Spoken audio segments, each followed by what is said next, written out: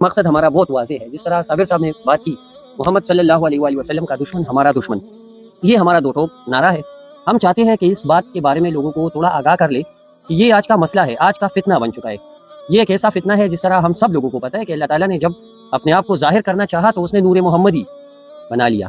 ٹھیک ہے، آج اسی نور محمدی حضرت محمد صلی اللہ علیہ وآلہ وسلم کی شان میں جو بندہ گستاخیاں 2005 سے کرتا چلا رہا ہے، وہ بندہ 22 نومبر 2023 کو 37 سیٹ جیت چکا. مگر ہمارے مسلمانوں میں یہ جذبہ ابھی تک نہیں اٹھا کہ اس ملعون کے خلاف کوئی قانونی کارروائی ہو جائے.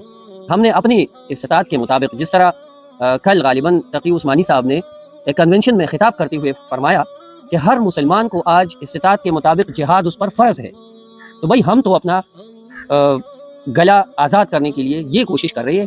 ہم نے آن لائن پٹیشن بھی درج کر دیا، مقدمہ. ہم نے وکلاء صاحبان سے بھی بات کی، بہت لوگوں سے ہم نے بات کی، ہم نے گورنمنٹ امپلائیز سے بھی بات کی، ہم نے فلاحی تنظیموں سے بھی بات کی. جتنے بھی لوگ صابر صاحب جتنے بھی لوگ ہیں، ہم نے ان تک اپنی آواز پہنچا دی. ہم نے اگر کوئی بندہ سیاسی ہے یا اگر کوئی بندہ غیر سیاسی ہے یا اگر کوئی بندہ فلاحی ہے یا جو جس ایسپیکٹ پہ بھی کام کرتا ہے، ہم نے الحمدللہ سب کو یہ پیغام پہنچا دیا کہ بھائی ان بندوں کو پہچان لیں. یہ گیرٹ ولڈرز اور یہ رابرٹ سپنسر، یہ دو ایسے جڑ ہے جنہوں نے فتنے کا آغاز کیا ہے.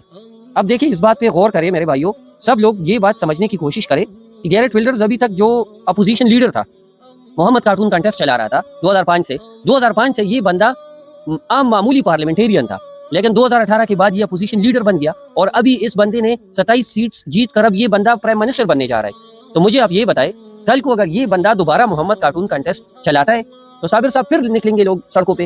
یہ ہم نے جو 8-10 سال کوشش کی لوگوں کو آگاہ کرنے کی کہ بھائی ہمیں ڈسپلنڈ ہونا چاہیے، ہمیں اس بات پہ کچھ نہیں ملتا اگر ہم چوکوں میں نکل جائے، چوکوں میں ہم ٹائریں جلا دیں یا ہم احتجاجی کریں یا ہم اپنی ہی املاک کو نقصان پہنچائے، پتھر مارے، گاڑیاں توڑے، تو کیا اس چیز سے ان کفار کو کچھ اثر پڑتا ہے؟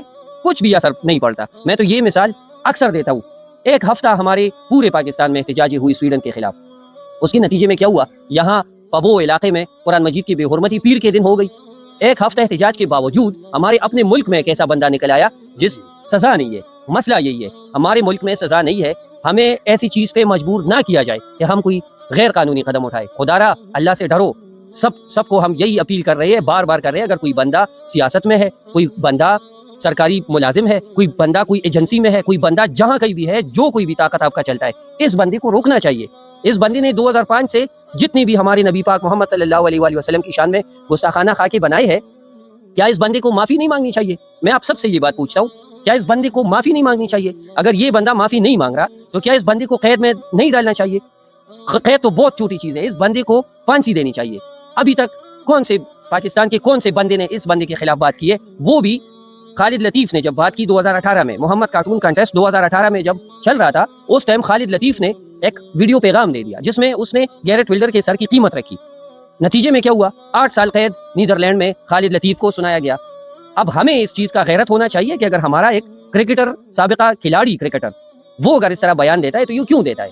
اسی وجہ سے دیتا ہے کہ ہمارا اسٹیٹ، ہمارا ملک، ہمارے مسلمان، ہمارے جتنے بھی بڑے ہیں، سب ذمہ دار اس بات کے. قیامت کے دن ہم سے پوچھا جائے گا کہ اس روئے زمین پر رسول اللہ محمد صلی اللہ علیہ وآلہ وسلم کی شان میں گستاخانہ کارٹونیں بنتی تھی. یار یہ ہمارے لیے شرم کی بات ہے، ہمارے لیے مرگ کی بات ہے. ہمیں مرنا چاہیے اس بات پہ.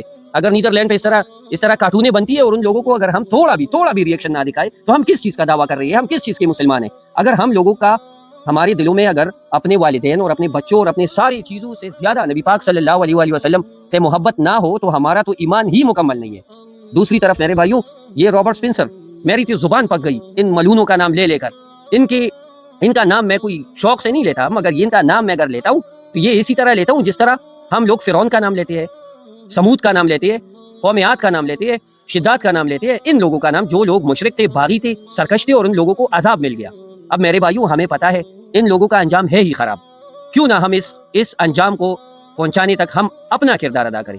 میرے بھائیوں خدا را اللہ سے ڈرو. اللہ سننے والے، اللہ دیکھنے والا ہے. اللہ ہم سب کی شارک سے بھی ہمارے قریب ہے، مگر پھر بھی ہم لوگ اتنے سو چکے ہیں. ہمارا جو ہمیں بتایا گیا ہے کہ کافر لوگوں کے بارے میں کہ سم بکم امیون، یہ لوگ اندھے ہیں، بہرے ہیں، گونگے ہیں، تو کیا یہ حال آج ہمارا نہیں ہے؟ آج ہم یہ گستاخیاں نہیں دیکھ رہے؟ آج جو فتنہ برپا ہو رہا ہے گستاخی کا، فحاشی کے فتنے نے تو ہمارا ایمان کمزور کر لیا. کیا ہم آج اس کے لیے انتظار میں بیٹھے ہیں کہ یہ گستاخی کا فتنہ ہمارا ایمان بھی لے چلے؟ کیا ہم اس کے انتظار میں ہے؟ میرے بھائیوں، اللہ سے ڈرو. یہ میرا اور تمہارا مسئلہ نہیں ہے میرے بھائیوں، یہ نبی آخر الزمان محمد رسول اللہ صلی اللہ علیہ وآلہ وسلم کا معاملہ ہے.